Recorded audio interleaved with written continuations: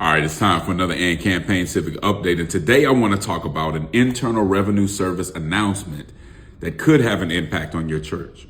So as some of you have heard, recently the IRS made an announcement that houses of worship can endorse candidates for political office without jeopardizing their tax-exempt status. This comes out of a lawsuit where the national religious broadcasters and some churches sued the IRS, saying that the rule that didn't allow them to endorse candidates was a violation of the First Amendment. So a violation of freedom of speech, a violation of the free exercise of religion.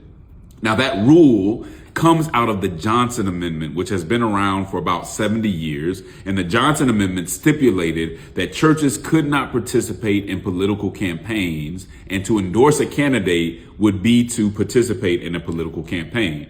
But the Trump administration Trump during his campaign vowed that he would do away with that rule. And that's exactly what the IRS did in one of its filings in the case that I just mentioned. It basically said that churches and houses of worship can endorse political candidates as long as they're speaking to their congregation in good faith, whatever that means, right? That's kind of vague, but basically churches can do that now without being subject to losing their tax exempt status.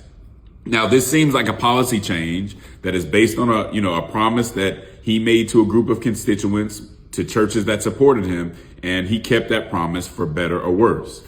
Now, here's my commentary or my thoughts on what happened here. Number one, I'll be honest with you, I don't think this changes a whole lot.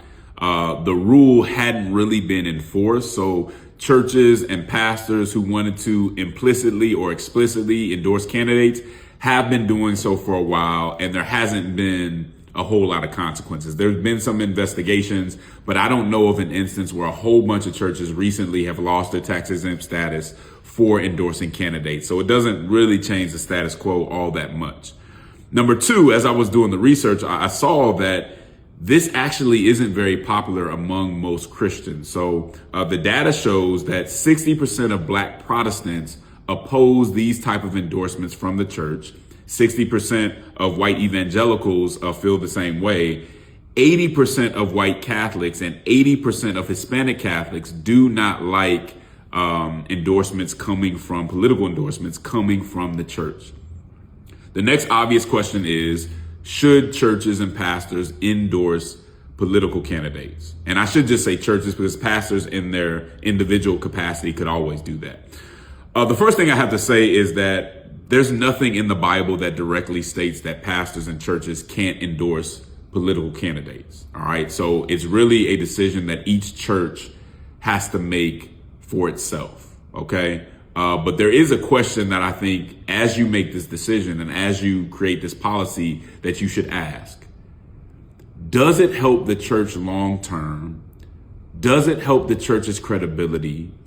Does it help the church's moral authority to put its stamp on a political candidate? Now, I've been blessed to work with some political candidates and some elected officials that had integrity. But the truth of the matter is there's a lot of political candidates that don't have integrity.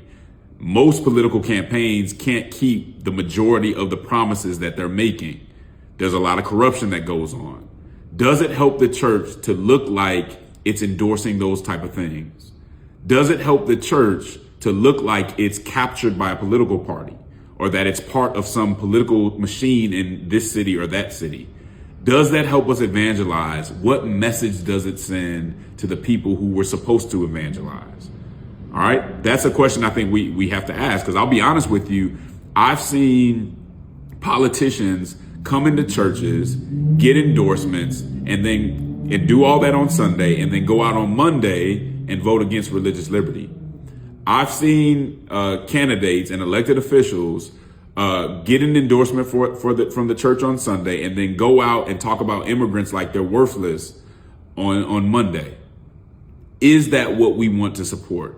Does that help the church in the long term? I personally think that the church actually has more influence when it transcends those type of things. When we're not in the middle of all that, when we're not endorsing a candidate who 2 years down the road is in the middle of some type of corruption and all that stuff. We have to be very careful with that, but that's a decision for churches to make. I would also say this, though. I think at very least, Christians and churches should make sure that no church or no pastor feels pressured or compelled to make a political endorsement. That's the least we should do. We should be very clear that anybody who tries to pressure a church or a pastor to make that kind of decision will see the consequences. We're not going to go for that. So I would never say the church has to be apolitical. Part of my business is talking about how the church should be involved in civics.